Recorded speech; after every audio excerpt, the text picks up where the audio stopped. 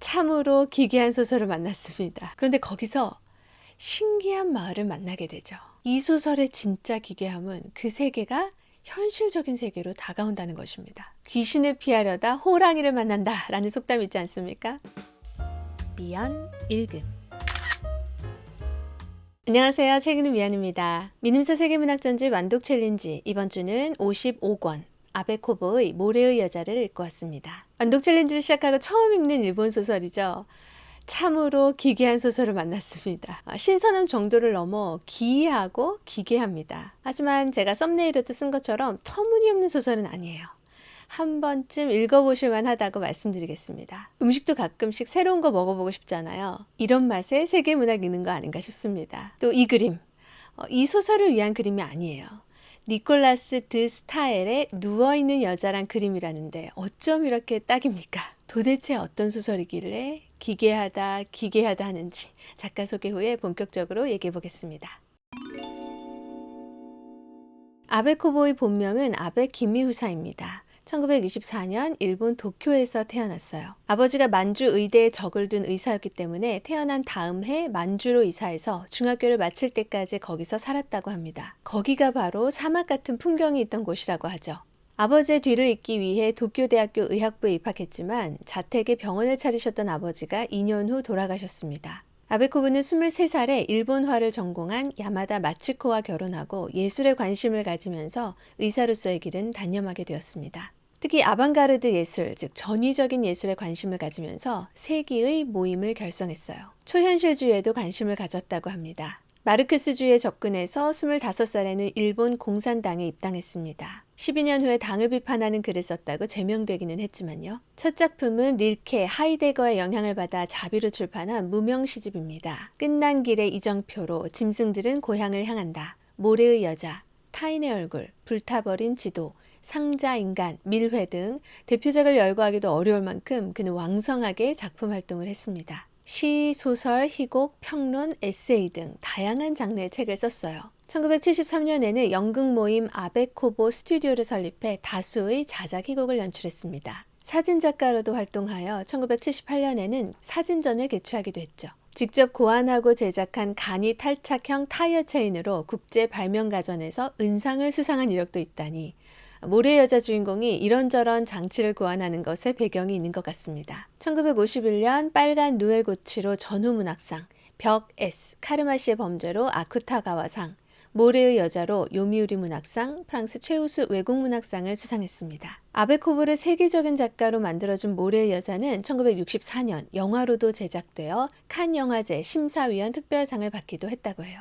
전후 일본의 대표 작가, 일본의 카프카로 불리는 아베코보는 노벨문학상 후보로 여러 번 거론됐지만 1993년에 급성 신부전증으로 사망하였습니다. 사망한 그 달에도 완성한 단편 2편이 잡지에 게재되었답니다. 또 사후에 집필 중이던 소설 나는 남자 원고가 162매, 에세이 두더지 일기 원고가 240매 발견되었습니다. 정말 창작으로 꽉 찬 인생을 살았네요. 미님사 세계문학 전집에서는 아쉽게도 모래의 여자 한 권으로만 아베코보의 작품을 만날 수 있습니다. 이번 리뷰는 작품에 대한 대략적인 이야기 후에 여러 포인트로 짤막짤막하게 감상을 나눠볼까 합니다. 다음 포인트들인데요. 이 소설의 기괴함, 이 소설의 신뢰성, 이 소설의 관전 포인트, 모래와 일상, 결말 추측하기로 잡아봤습니다. 먼저 이 소설은 3인칭 전지적 작가 시점으로 되어 있습니다. 그런데 약간의 변화를 준 게 보이는데요. 처음에는 실종된 한 남자에 대해 건조하게 브리핑하는 식으로 얘기합니다. 중간에는 그 남자, 주인공의 내부로 시점이 이동해요. 주인공 외 다른 사람의 내부는 알 수가 없는 시점입니다. 그리고 끝에 가면 다시 인물로부터 떨어져 나와 공식적인 문서를 붙이는 것으로 마감하죠. 계획적인 시점이죠. 문체도 저는 이 소설의 내용과 잘 어울린다고 생각했습니다. 세련된 문체라기보다는 다소 투박한 문체 있죠. 남자 주인공의 성격, 이 소설의 기묘한 상황과 뭔가 잘 어울려요. 니키 준페이라는 남자가 있었습니다. 직업은 교사고요. 휴가를 맞아 바다 근처 모래 언덕을 찾아갔어요. 곤충 채집을 하려고요. 특이하죠. 새로운 종을 발견해서 곤충 도감에 이름이라도 올려볼까 하는 게 남자의 야망이었습니다. 한편으로는 일상의 책임감과 무의미에서 벗어나 일상에 찌든 동료들의 질투심을 유발하고 싶다는 생각도 있었어요. 아내가 있는 것 같긴 한데 이 아내와의 관계는 좀 불분명해요. 하숙 생활을 한다고 하고 남자 동료 교사와의 미묘한 관계도 암시되어 있습니다. 어쨌든 현실에서 염증을 느끼는 남자임은 분명해요. 곤충을 찾아 왜 하필 모래가 있는 곳으로 갔는가? 모래는 워낙 적응하기가 어려운 곳이기 때문에 거기 사는 곤충 중에 새로운 종을 발견할 수 있을 거란 희망이 있었기 때문입니다. 그런데 거기서 신기한 마을을 만나게 되죠. 모래구덩이에 집이 있는 마을인 겁니다. 그중 한 집을 소개받아서 묵으러 내려갔는데 내려갔어요. 새끼줄로 만든 사다리를 타고 말이죠. 마치 모래지옥에 빠진 것처럼 그 후 올라오기가 어렵게 되었습니다. 사다리가 사라졌거든요. 그 집에는 30살 무렵에 한 여자가 살고 있었습니다. 남편과 딸이 모래에 묻혀서 혼자 살고 있는데 이름은 끝까지 안 나오더라고요. 그곳에서는 끊임없이 모래를 치워야만 파묻히지 않고 살아갈 수 있습니다. 여자 혼자는 무리겠죠. 그래서 마을 사람들과의 공모하에 외부 남자를 유인한 거예요. 와, 벌써 기괴하죠? 왜 공모했는가? 여자의 집이 무너지면 다른 집도 영향을 받습니다. 서로 연결된 관계들이에요. 모래를 보내는 작업은 모래가 습기를 머금은 밤에만 해야 합니다. 낮에는 자요. 모든 생필품이 위로부터 내려져야 하고요. 일을 하지 않으면 물을 비롯한 공급품이 끊어집니다. 아, 이거 노예 아니냐고요? 여자에게는 애항심이 있어요. 힘이 들지 않은 것은 아니지만 나갈 생각이 없습니다. 과연 남자는 모래지옥에서 탈출에 성공할 수 있을까요? 기괴하지만 참 흥미롭기도 한 설정이죠. 높은 바위 속에 지은 집도 봤고 지하 동굴 속, 나무 위, 물 위, 사막 위에도 집을 지은 건 봤는데 유동적인 모래구덩이에 지은 집은 정말 상상도 못 해봤습니다. 이 소설의 가장 기괴한 점은 바로 그 마을의 설정 자체고요. 그 다음은 거기서의 생활입니다. 끊임없이 모래가 떨어지고 어디선가 모래가 날아오는 거예요. 밥 먹을 때 우산을 받치지 않으면 밥을 먹을 수가 없습니다. 자고 일어나면 온몸에 모래가 쌓여 있어요. 얼굴을 꼭 덮고 자야 합니다. 이건 뭐 시시포스 형벌도 아니고 매일 모래를 쓸고 퍼내야만 생활을 유지할 수 있어요. 코미디 같지 않나요? 저도 처음에는 기가 차서 웃었는데 이 소설의 진짜 기괴함은 그 세계가 현실적인 세계로 다가온다는 것입니다. 얼마나 현실감이 있냐면 진짜 이런 마을이 어디 있는 게 아닐까 하는 생각이 들 정도예요. 이게 이 소설을 가벼운 장르 소설에 머물지 않게 한 이유가 아닐까 싶습니다. 곤충에 대해, 모래의 움직임이나 습성에 대해 작가는 매우 전문적인 식견을 보여줘요. 뿐만 아니라 바람이나 안개 등 그 지역의 기후도 매우 그럴듯하게 얘기해준단 말이죠. 그 마을 사람들의 생활 구조도 너무나 현실적입니다. 서로 의지해야 하는 가난한 마을 사람들의 관계, 조합원들의 협동 작업, 막루를 통한 감시, 모래를 팔고 튤립을 키우는 생산 구조까지. 아베코보가 대학 시절 워낙 곤충 채집을 좋아했다고는 해요. 사막 같은 만주에 살았던 경험도 주요 배경이 됐겠죠. 그래도 이런 마을을 고안하고 이런 주제를 엮어냈다는 건 취향을 떠나 정말 대단하다고 생각합니다. 뭐니 뭐니 해도 첫 번째 관전 포인트는 남자가 과연 모래구덩이에서 탈출할 수 있을 것인가겠죠. 초조함과 조바심이 일어나게 정말 잘 살렸습니다. 모래 위에서의 추격전 장면이 한 번 있는데요. 심장이 꽤 쫄깃쫄깃해요. 차마 웃지 못할 대화도 기억이 납니다. 남자가 탈출을 시도했다가 다시 잡혀 들어온 적이 있었어요. 잡혀 내려온 거죠. 실패한 남자를 여자가 위로하는데요. 순조롭게 성공한 사람은 없다. 지금까지 한 사람도 없으니까. 이런 식으로 위로하거든요. 이 안타까운 상황에 저는 그만 웃음이 터질 뻔했습니다. 이보다 절망적인 위로가 또 어디 있겠어요. 두 번째 관전 포인트는 남자와 여자의 관계 변화입니다. 절박한 환경 속에 고립된 비슷한 나이대의 두 사람, 멜로, 로맨스를 기대하시나요? 그보다는 본능과 필요, 애처로움이 얽힌 감정선이 한 포인트입니다. 이런 기가 막힌 상황에서 주인공의 심리가 어떻게 변해가는지도 당연히 관전 포인트가 되겠죠. 협박했다가 간청했다가 희망과 절망의 곡선이 오르락 내리락. 나라면 이 상황에서 어떻게 했을까? 감정을 이입하며 따라가 보는 포인트가 있습니다. 마지막으로 이 신비한 마을에 사는 신비한 사람들을 파악해가는 포인트도 있었어요. 이들은 순박한 사람들인가 악랄한 사람들인가? 불쌍한 사람들인가 벌을 받아야 하는 사람들인가? 어느 오지의 원주민 같은 느낌이 좀 있는데 미개한 사람들은 아니거든요.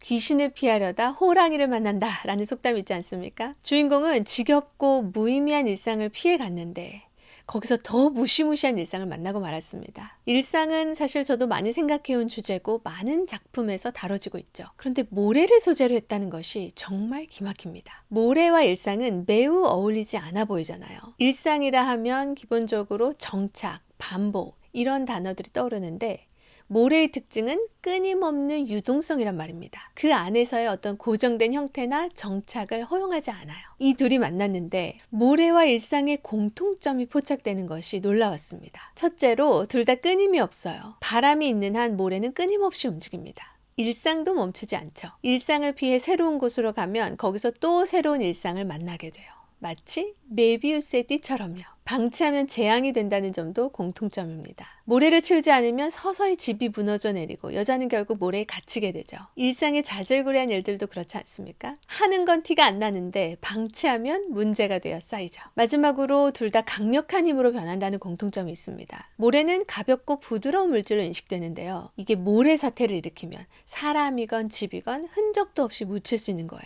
일상은 어떻게 강력한 힘이 되는가? 남자는 여자의 화제 범위가 좁지만 일단 자기 생활권 내로 들어오면 순식간에 활기를 띈다는 것을 발견합니다. 정말 그래요. 여자가 벌레 이름, 식물 이름, 모래의 습성, 별, 바람, 기온 등에 대해 얘기하는 거 보셨어요? 남자의 지식은 비할 게 못 됩니다. 그야말로 생활에서 나온 지식과 지혜죠. 반복된 일상의 힘은 참 강하구나 하는 것을 느낄 수 있는 부분이었습니다. 이 정도면 모래와 일상, 기묘한 만남이죠.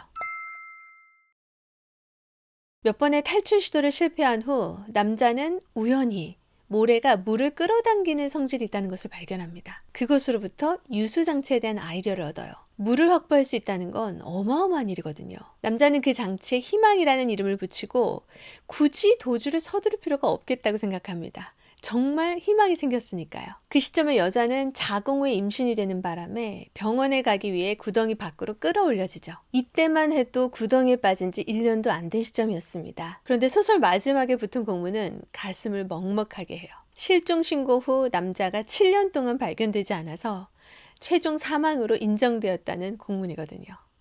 끝인가? 하지만 이 소설은 열린 결말이라고 할 수 있습니다. 7년 안에 돌아가지 않았다는 것일 뿐 그 후 남자가 어떻게 살았을지 여러 추측이 가능하지 않습니까? 병원에 실려간 여자가 돌아오지 못한 것은 아닐까? 여자가 돌아왔지만 끝내 유수장치 개발에 실패해서 정말 체념하며 모래지옥에서 살아갔을까? 7년이 지난 후에도 남자는 여전히 탈출 시도 중이었을까? 채집병에 있는 청산가리에 손을 대진 않았을까? 혹시 유수장치 개발에 성공해서 마을 권력자로 비밀스럽게 군림하며 산 건 아닐까? 여러분은 어떤 결말을 상상하시나요? 솔직히 별로 만나고 싶은 사람은 없었는데요. 그래도 한 사람을 고르라면 주인공 니키 준페이입니다. 여자를 대하는 걸 보면 나쁜 사람 같지는 않아요. 제가 만약 그런 상황에 있었다면 저는 더 분노하고 더 망가졌을 것 같거든요. 또 아주 지적인 전략가 스타일이죠. 하지만 딱히 매력적인 주인공으로 느껴지진 않았습니다. 이 소설은 인물보다 상황과 소재가 중요한 소설이에요.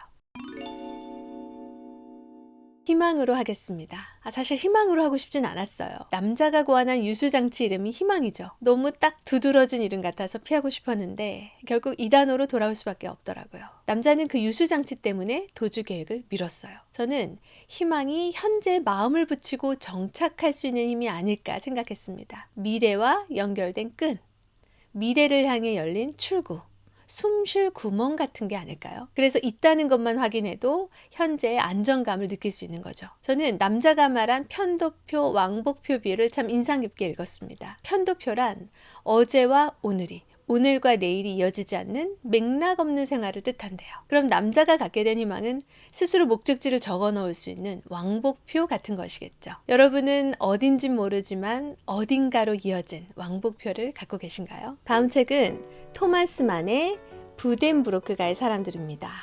와, 토마스 만에게 노벨 문학상을 안겨준 대표작이죠. 토마스 만 좋아하시는 분들이 많은데요. 저도 좋아합니다. 예전에 토니오 크레거, 트리스탄, 베네차에서 죽음도 재밌게 읽었거든요. 거기다 최근에 오르한 파묵을 조사하는데 그가 이 소설에 영향을 많이 받았다고 해서 더욱 기대하고 있습니다. 자전적 소설이자 사실주의 최후의 걸작이라고 합니다. 또 작가 스스로 독일에서 가장 대중적인 내소설이라고 하고 있고요. 도대체 이 가문의 사람들은 어떤 사람들인지 궁금하지 않으세요? 한 가지 공지를 드리면 이 소설은 2권짜리라 2주 후에 영상을 업로드해야 하는데 가족 관련 일정이 있어 한 주 더 연기할 것 같습니다. 중간중간 불가피한 일들이 생기기도 하네요. 분량이 적지 않아 오히려 다행이라고 생각하시는 분도 계실까요? 즐겁게 읽고 저는 3주 후에 찾아뵙겠습니다. 꾸준히 오래 같이 읽어요.